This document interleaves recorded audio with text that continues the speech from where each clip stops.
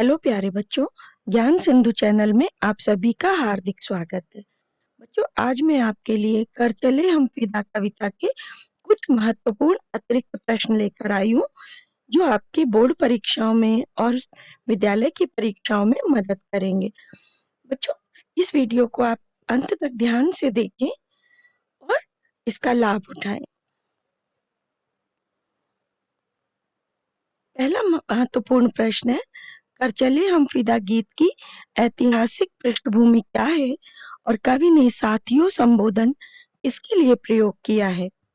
इसका उत्तर है, इस गीत की ऐतिहासिक पृष्ठभूमि सन 1962 ईस्वी में हुआ भारत चीन युद्ध है।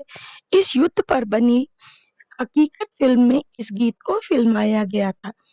इसमें दिखाया गया है कि विषम परिस्थितियों में संसाधनों की कमी होते हुए भी हमारे सैनिक वीरता से लड़े।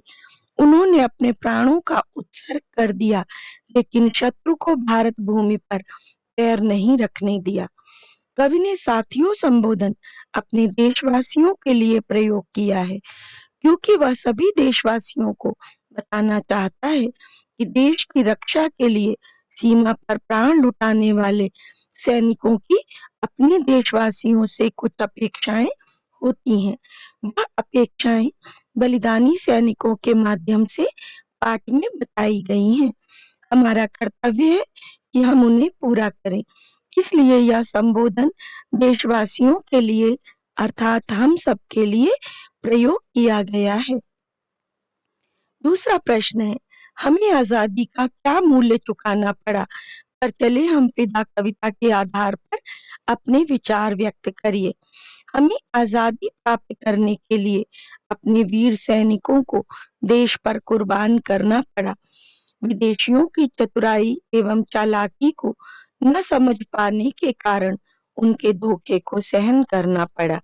अनेक बहनों ने अपने भाई तथा अनेक माताओं ने अपनी लाल खोकर यह आजादी हासिल की, किंतु इन सब से हमने अपने शत्रुओं की चतुराई एवं कपटता से सदैव सावधान रहने का पाठ सीखा। प्रस्तुत पाठ में सन 1962 ईस्वी में हुए भारत चीन युद्ध की ओर संकेत किया गया है, जिसमें देश की रक्षा के लिए हमारे हजारों वीर सैनिकों ने बलिदान दिया था। तीसरा प्रश्न है, राम भी तुम्ही लक्ष्मण साथियों, इस कथन से कवि क्या संदेश देना चाहता है? उत्तर है, कवि ने देश की धरती को सीता माना है। राम सीता के स्वामी थे और लक्ष्मण उनके सेवक थे। हमारे देश में प्रजातंत्र है। प्रजातंत्र में जनता ही शासक और जनता ही शासित होती है। कवि इस पंक्ति के द्वारा यह संदेश देना चाहते हैं कि तुम ही इस देश के स्वामी हो और तुम ही सेवक और रक्षक भी हो। जैसे राम और लक्ष्मण दोनों सीता के रक्षक थे, उसी प्रकार सभी नागरिकों का दायित्व है कि वे अपनी मातृभूमि की रक्षा के लिए सदैव तत्पर रहें। कोई नागरिक यह ना सोचे कि देश की रक्षा का काम तो केवल सैनिकों का है।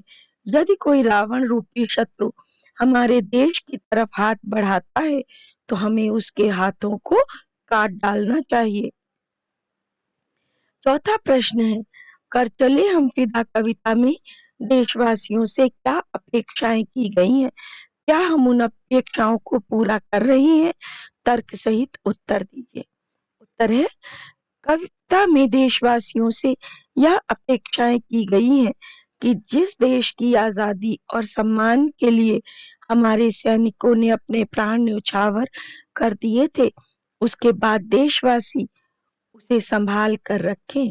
देश के सभी नागरिक देश की सुरक्षा, पवित्रता और विकास के लिए अपनी जवानी का सदुपयोग करें।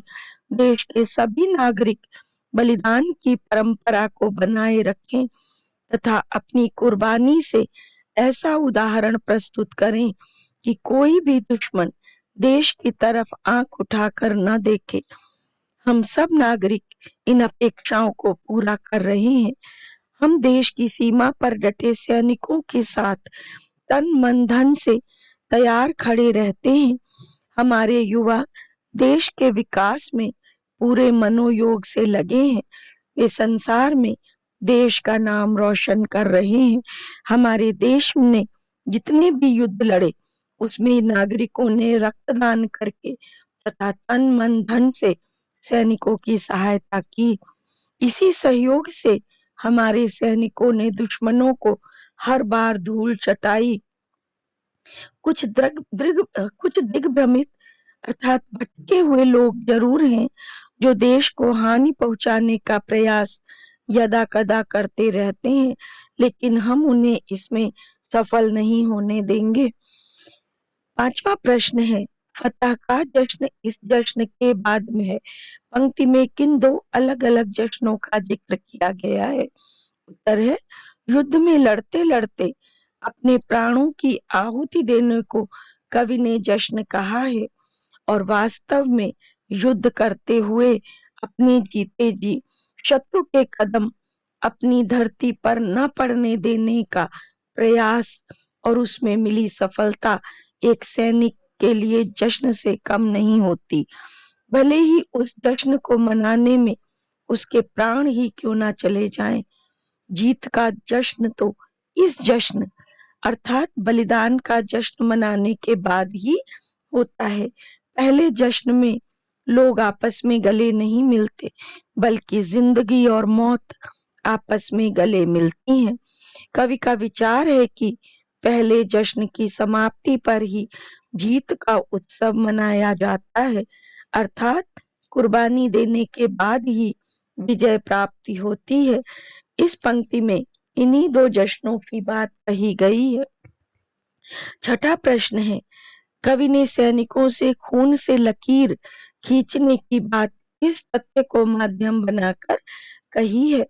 उत्तर है, कविता में सैनिकों से खून से लकीर खींचने की बात लक्ष्मण रेखा को माध्यम बनाकर कही है।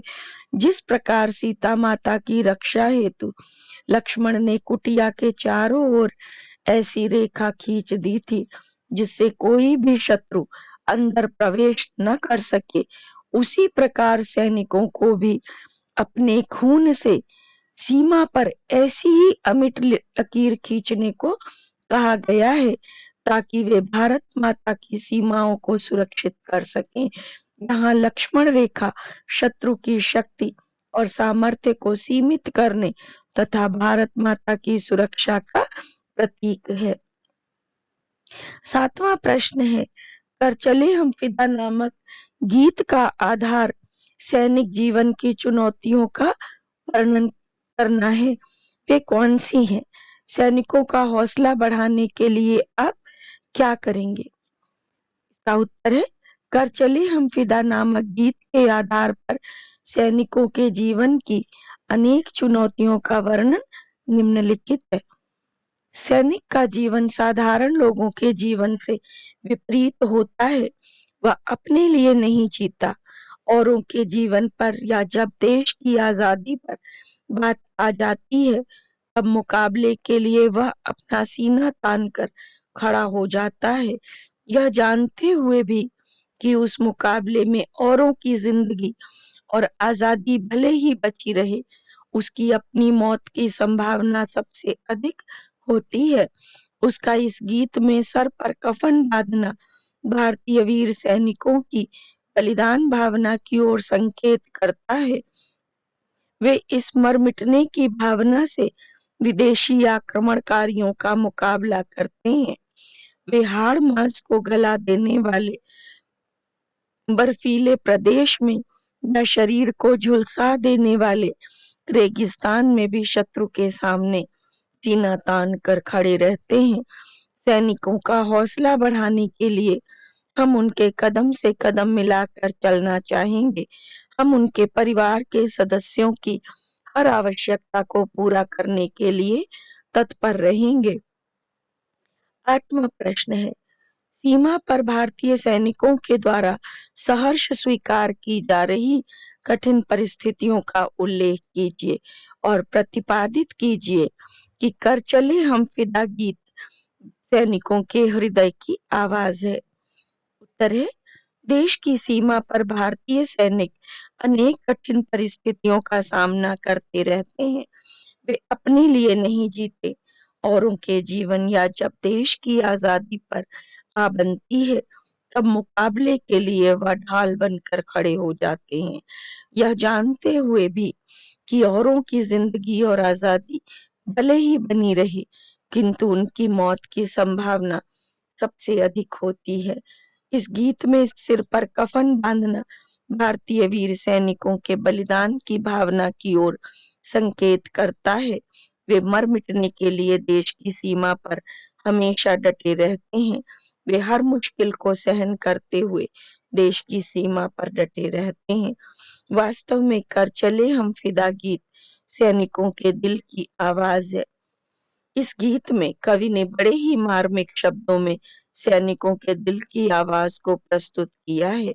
हर एक सैनिक देश की रक्षा में अपनी जान को कुर्बान कर देता है। वह देश के सम्मान पर कभी आंच नहीं आने देता। 9वां प्रश्न है, आजाद होने के बाद सबसे मुश्किल काम है आजादी को बनाए रखना। आप इसके लिए क्या क्या करेंगे? उत्तर है, अपनी आजादी को बनाए रखने के लिए हम निम्नलिखित कार्य करेंगे। पहला पॉइंट है, यदि हमारे देश को किसी पड़ोसी देश से खतरा होगा, तो हम सैनिकों की तरह देश की रक्षा के लिए प्राणों की बाजी लगा देंगे। दूसरा पॉइंट है, अपने देश की एकता और अखंडता को बनाए रखने के लिए सांप्रदायिकता, जातिवाद, क्षेत्रवाद और नस्लवाद का डटकर मुकाबला करेंगे। तीसरा पॉइंट है, देश की जड़ों को खोखला करने वाले भ्रष्टाचार का समूल नाश करने का प्रयास करेंगे। 10वां प्रश्न है, कवि ने इस कविता में किस काफिले को आगे बढ़ाते रहने की बात कही है? इसका उत्तर है, किसी एक ही गंतव्य और उद्देश्य के लिए मिलकर यात्रा करने वाले यात्रियों को समूह को काफिला कहते हैं। यहाँ काफिला भारतीय देशभक्तों के समूह को कहा गया है, क्योंकि वे सब एक ही उद्देश्य के लिए आगे बढ़ रहे होते हैं।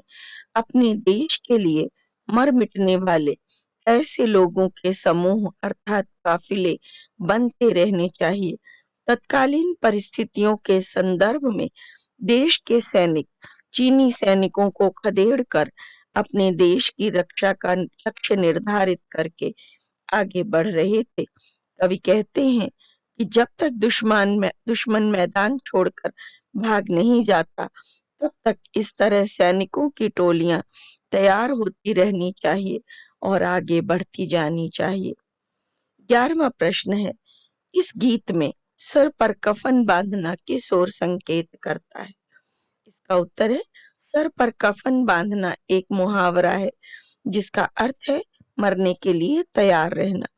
गीत में यह इस बात की ओर संकेत करता है कि देश की रक्षा के लिए बलिदान होने की परंपरा कभी समाप्त नहीं होगी।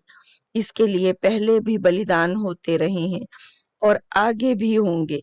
इसलिए यह केवल सैनिकों का ही दायित्व नहीं है, बल्कि देश की रक्षा के लिए तो हर देशवासी को सर पर कफन बांधकर रहना होगा। बच्चों, अब इसके आगे पाठ्य पुस्तक के प्रश्न दिए जा रहे हैं। आप पहले ही उन्हें पढ़ चुके होंगे, याद कर चुके होंगे, किंतु यदि आवश्यकता हो तो आप यहाँ से भी उन्हें पढ़कर याद कर सकते हैं।